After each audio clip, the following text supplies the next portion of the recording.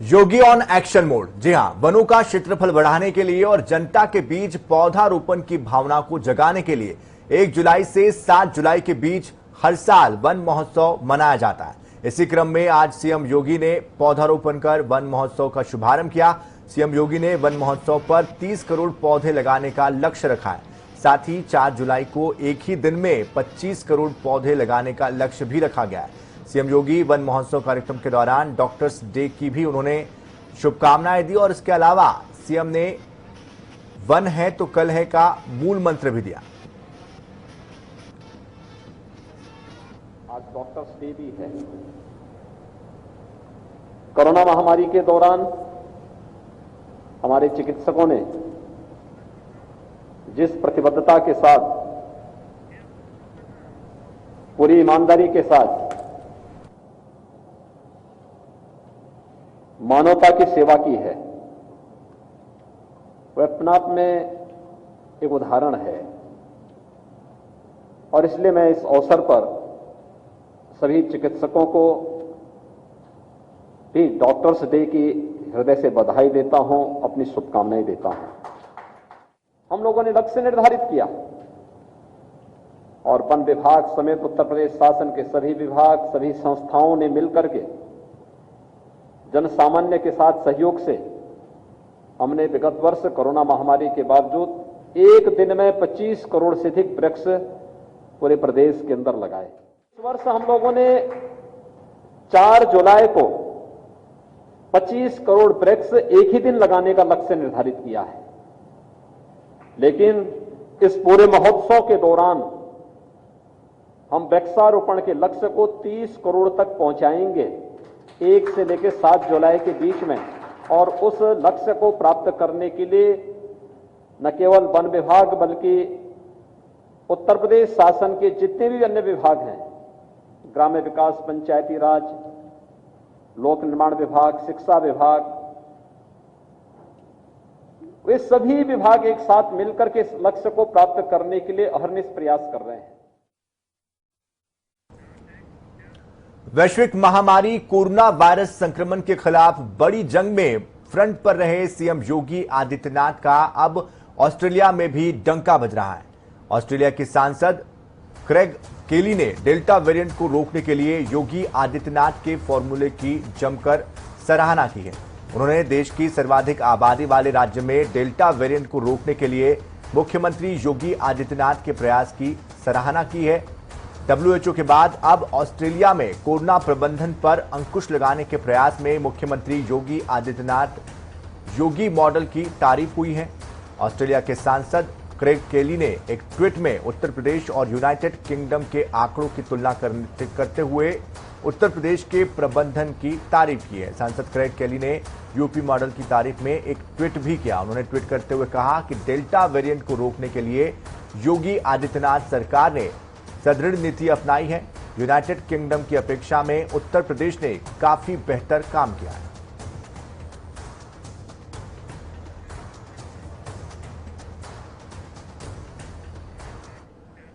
केंद्रीय रक्षा मंत्री और लखनऊ से सांसद राजनाथ सिंह उत्तर प्रदेश के दौरे पर आएंगे। इस दौरान राजनाथ सिंह एयरफोर्स के अधिकारियों के साथ बैठक करेंगे।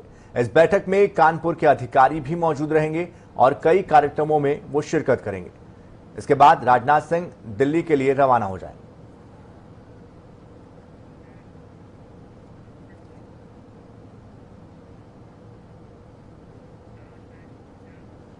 श्री राम मंदिर तीर्थ क्षेत्र ट्रस्ट ने गुरुवार को तमाम वित्तीय अनियमितताओं के आरोपों पर जांच रिपोर्ट पेश की है।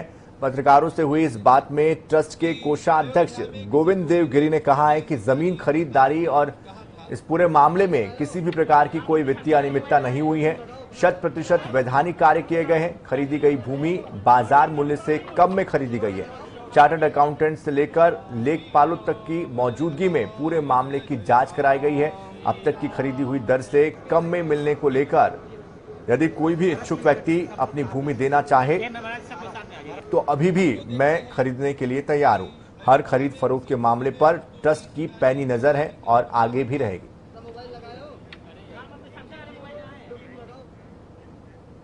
हमारे यहाँ अयोध्या जी में निवास करने वाले न्यासी मंडल के सभी सदस्यों ने, जिनकी एक समिति बनाई गई, इस कार्य को गतिमान किया।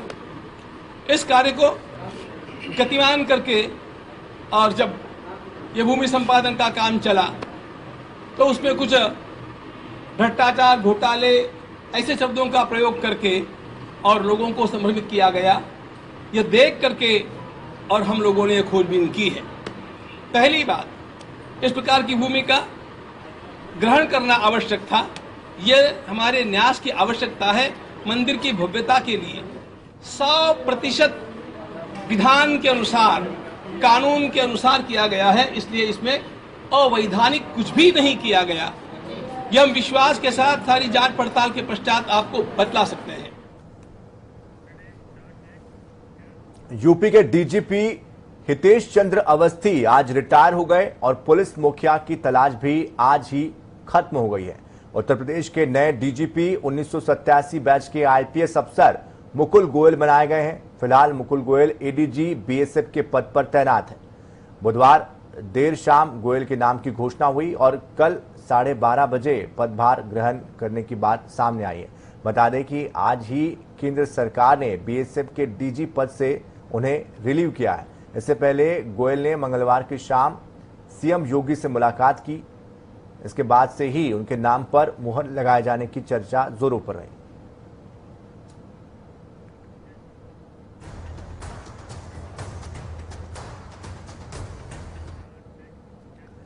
समाजवादी पार्टी के अध्यक्ष अखिलेश यादव का आज जन्मदिन है। इस खास मौके पर सपा कार्यकर्ता जगह जगह अपने नेता अखिलेश यादव का जन्मदिन मनाते हुए दिखाई दिए। कई नेता उन्हें जन्मदिन की बधाई भी दे रहे थे। वहीं मुख्यमंत्री योगी आदित्यनाथ ने बड़ा दिल दिखाते हुए पूर्व सीएम अखिलेश यादव को फोन पर बात कर जन्मदिन की बधाई दी।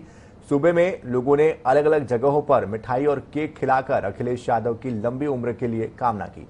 तो लखनऊ, आगरा, औरैया, वाराणसी और रायबरेली की तस्वीरें जहां पर सपा प्रमुख अखिलेश यादव का जन्मदिन मनाया गया।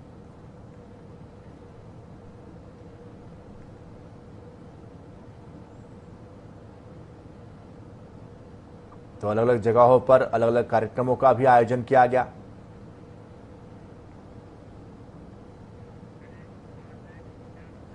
देश के कई राज्यों से धर्मांतरण के मामले लगातार सामने आ रहे हैं। धर्मांतरण के मामलों को लेकर योगी आदित्यनाथ सरकार एक्शन मोड में है। आपको बता दें कि यूपी एटीएस ने गुजरात एटीएस की मदद से एक और आरोपी को गिरफ्तार किया है। गिरफ्तार आरोपी वडोदरा का रहने वाला बताया गया है, जिसका नाम सलाउद्दीन बताया जा रहा है। यूपी एटीएस ने सलाउद्दीन को 3 दिनों की रिमांड पर ले लिया है। बता दें कि सलाउद्दीन और उमर गौतम के बीच फंडिंग का सीधा कनेक्शन होने की बात सामने आई।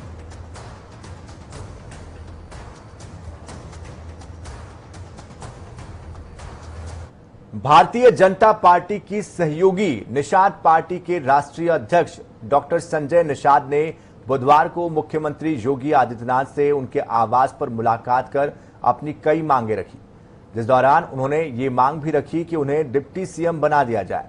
वही आज अपनी मांगों को लेकर राष्ट्रीय अध्यक्ष डॉक्टर संजय निषाद ने जनता टीवी से खास बातचीत भी की। 2022 को लेकर बीजेपी अब पूरी तरीके से चुनाव रण में आने की कवायद शुरू कर दी है। उसी के साथ साथ अन्य जो उनके अलायंस पार्टियां हैं वो भी काफी उम्मीद अपनी जारी रख रहे हैं, उम्मीद ज्यादा बढ़ा लिए हैं। आज हमारे साथ मौजूद हैं निषाद पार्टी के अध्यक्ष डॉक्टर संजय निषाद, जिन्होंने अभी कुछ दिन पहले ही उप मुख्यमंत्री की डिमांड रख के पूरे प्रदेश की सियासत में हलचल मचा दिया। आइए हम उनसे बात करते हैं और जानते हैं कि उप मुख्यमंत्री की डिमांड उनकी कहां तक जायज है और बीजेपी मानेगी या नहीं। डॉक्टर साहब, क्या लग रहा है, बीजेपी आपने सीधे सीधे उप मुख्यमंत्री की डिमांड कर दिया, जबकि आप अभी एमएलसी भी नहीं हैं, एमएलए भी नहीं हैं, एमपी भी नहीं हैं। देखो, ये कहते हैं political power is the strong then the god power. राजनीतिक शक्ति भगवान शक्तिशाली ज्यादा शक्ति है और every problem solve by the political party in the democracy. सभी समस्याओं का समाधान राजनीति है। आज भारतीय जनता पार्टी चौथे नंबर पर आ गई है त्रिस्तरीय चुनाव पर। ये केंद्र और राज्य में एक ताकतवर पार्टी है, राष्ट्रीय पार्टी है, कई राज्यों में सरकारें हैं, वो चौथे नंबर पर आ गई। मैं उनका मित्र हूँ। निषाद पार्टी अपना मुख्यमंत्री बनाने के लिए बना। हमारे लोगों की मांग है, हमारी मांग नहीं। हमारा तो एक ही मांग है कि हमारे आरक्षण, जिस मुद्दे के लिए पार्टी बनी है वो प्रमुख मुद्दे हमारे आरक्षण है, क्यों राष्ट्रपति ने जो लिखा है उन्हें मिल जाए, क्योंकि बिना आरक्षण से इनका विकास संभव नहीं है। क्योंकि उसी आरक्षण से दलितों के बेटे के कभी 1992 से पहले उनके माँ के कोख से हरवा पैदा होते थे। लेकिन जो उनकी पार्टी और उनके कार्यकर्ताओं ने कैडर से राजनीति की पढ़ाई किया तो बताया कि जो पौवा भर वोट को उन्होंने पॉलिटिकली ट्रेंड किया और पार्टी का लेवल लगाकर पावर में आए। हम तो झौवा भर लोगों पर पौवा का लेवल था हटाकर निषाद पार्टी का लगा दिया कि निर्बल इंजन शोषित हमारा आमदन। तो ये पॉलिटिकली ट्रेंड है।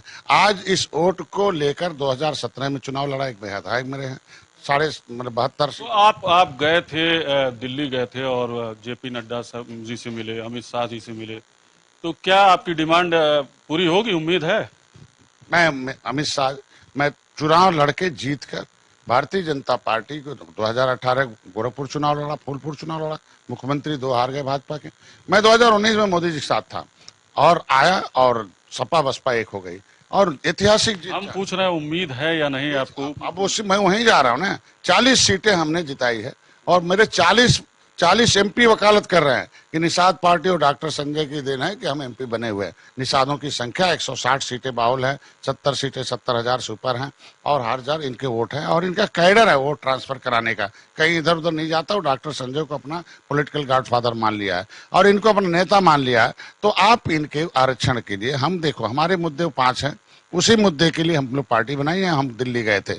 ठीक है, आपके मुद्दे 5 हैं। हम कह रहे हैं कि अपना दल की अनुप्रिया पटेल के पास 12 सीट है और ओम प्रकाश राजभर जिनके पास 8 सीटें थी, वो तमाम डिमांड कर रहे थे। आपको मालूम है ओम प्रकाश राजभर और भारतीय जनता पार्टी उनसे अलग हो गई। तो आपको क्या लग रहा है कि आपके पास तो अभी केवल एक एमपी की सीट है खलीलाबाद से? मैं तो ये कहता हूँ कि देश में तो बिना चुनाव लड़े, आपने कहा ना कोई एमपी नहीं है, ना एमएलए है, ना एमएलसी है, तो इस देश में तो बिना चुनाव लड़े मनमोहन सिंह प्रधानमंत्री, बिना चुनाव लड़े योगी जी मुख्यमंत्री थे।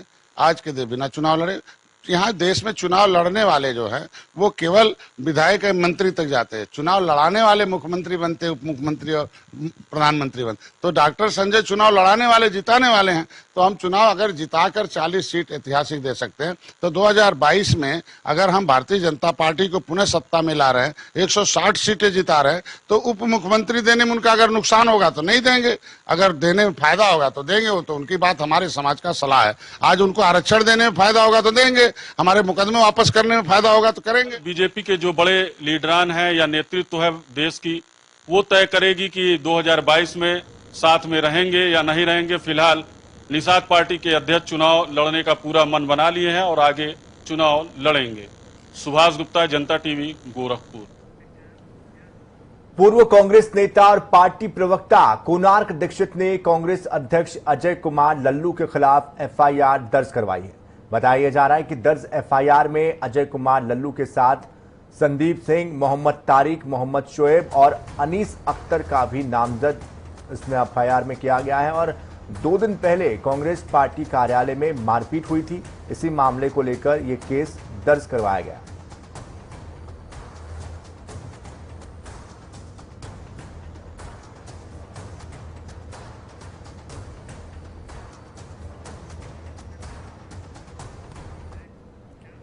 उन्नाव में जिला पंचायत चुनाव एक तरफा हो गया है। दरअसल बीजेपी के प्रदेश दफ्तर लखनऊ में जाने पर समाजवादी पार्टी ने जिला पंचायत अध्यक्ष पद की प्रत्याशी मालती रावत की प्रत्याशिता रद्द कर दी है। उन्हें सपा महिला सभा अध्यक्ष पद से भी हटा दिया गया है। वहीं मालती रावत का यह कहना है कि मुझसे बिना पूछे ही मुझे पार्टी के पद से और जिम्मेदारी से हटा दिया गया।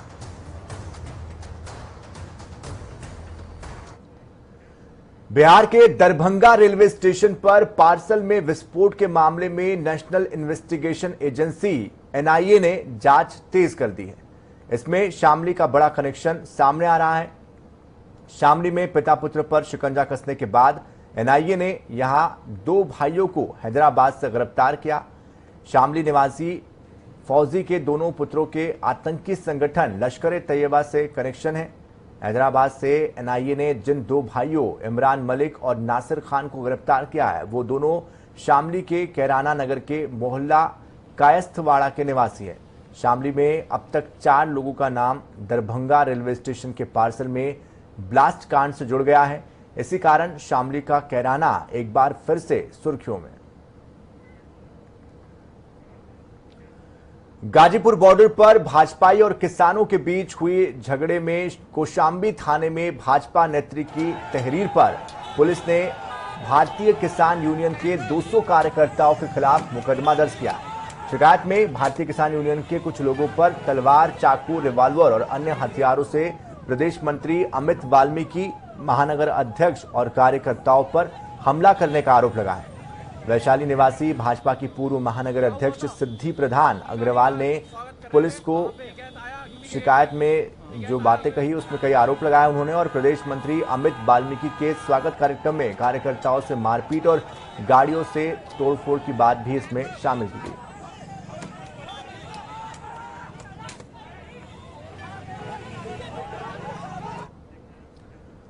तो ये थी बीजेपी की ओर से की गई शिकायत पर कार्रवाई। और अब भारतीय किसान यूनियन कार्यकर्ताओं पर दर्ज किए गए मुकदमों के खिलाफ किसान गाजियाबाद एसएसपी ऑफिस पर अपना डेरा जमाए हुए हैं और यहां पर किसानों ने एसएसपी को ज्ञापन देते हुए कहा कि अगर भारतीय जनता पार्टी के लोगों पर मुकदमा दर्ज कर उन्हें जेल नहीं भेजा गया तो वो सभी जनपदों के एसएसपी ऑफिस में डेरा डालकर घेराव करेंगे।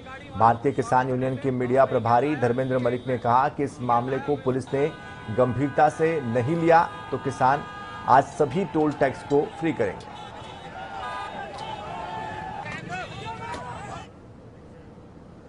बिजनौर में भारतीय किसान यूनियन ने थाने का घेराव किया, लेकिन पुलिस के विरोध के चलते किसानों को थाने में घुसने नहीं दिया गया।